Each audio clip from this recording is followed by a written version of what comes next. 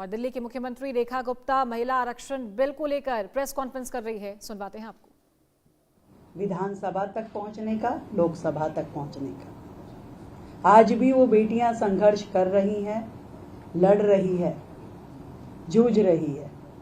और वो लोग जो ये नारा देते थे कि लड़की हूं, लड़ सकती हूं, वो बेटियों की इस लड़ाई को छोड़ के भाग खड़े हुए और वो कह रहे हैं कि लोकतंत्र की जीत हुई है। मैं आपसे पूछना चाहती हूं कि बेटियों की हार में लोकतंत्र की जीत कैसे हो सकती है? हो सकती है क्या? देश की महिलाएं हार गई, उनका सम्मान, स्वाभिमान हार गया, वो कह रही हैं लोकतंत्र की जीत है। क्या ये संभव है?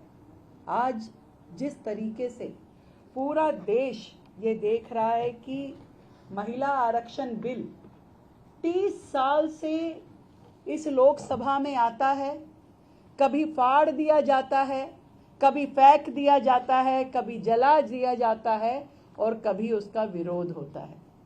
30 साल एक लंबी लड़ाई लड़ करके ये दिन आया था जब लगा कि शायद ये बिल पास हो जाएगा। लोगों ने कहा कि नंबर नहीं था तो क्यों लेके आए ये बिल?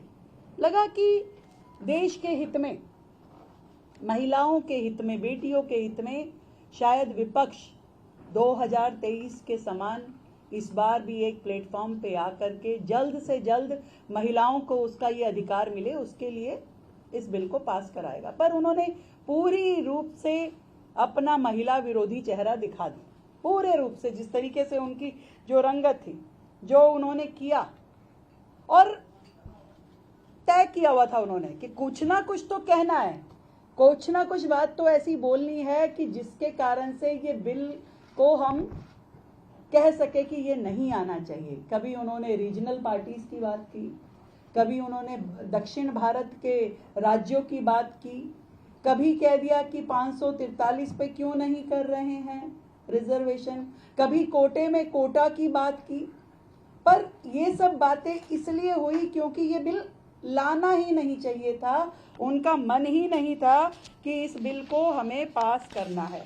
नहीं तो मैं आप लोगों से पूछना चाहती हूँ भाई, 2023 का जो बिल था, उस 2023 के बिल में भी तो ये सारी बातें लिखी थी। अगर आप लोगों ने वो बिल पढ़ा हो तो उसमें साफ तौर पे लिखा हुआ है कि reservation of seats for women in the house of the people, the legislative assembly of the state and the legislative assembly of national capital territory of Delhi shall come into effect after an exercise of delimitation।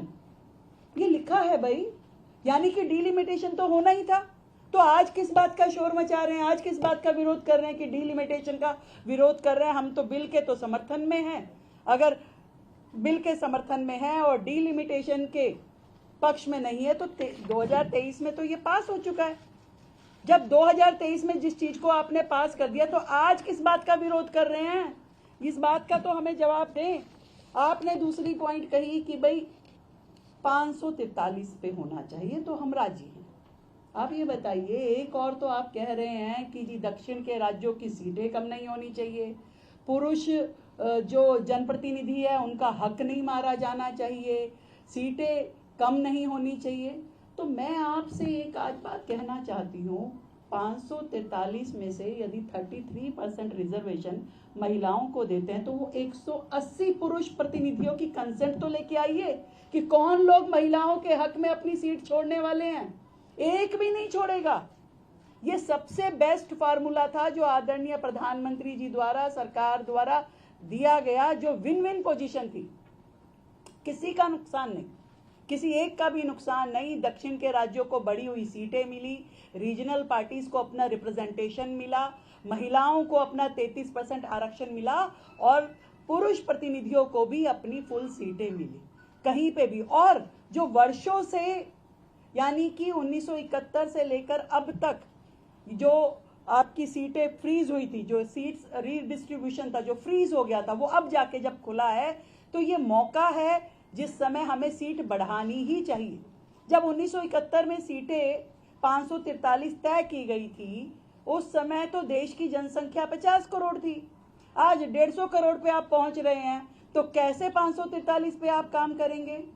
ये सारे विषय जो हैं ये देश की जनता समझ रही है, जान रही है, विशेष रूप से महिलाएं, क्योंकि एक एक शब्द जो उन्होंने कहा, कोटे में कोटा, मुस्लिम महिलाओं को कोटा दीजिए, आप ओबीसी का कोटा दीजिए। अरे मैं आपसे पूछती हूँ भाई, ओबीसी कोटा जनरल रिजर्वेशन में तो है नहीं, आप महिलाओं के कोटे में कैसे बात कर रहे हैं? आप पहले जनरल में तो ले आइए, जब आपकी सरकारें थी आप लाए क्या? आज आपको सब कुछ चाहिए, आज आपको प्लेन रोटी नहीं खानी, परांठा चाहिए, मक्खन चाहिए, सब कुछ चाहिए। क्यों? आज कम से कम बेसिक अथॉरिटी तो दीजिए महिलाओं को विधानसभा और लोकसभा में पहुंचने की। आप वो नहीं देना चाहते क्योंकि आपको ये भी चाहिए, ये भी चाहिए। बहुत ही तेजी बन रहे हैं।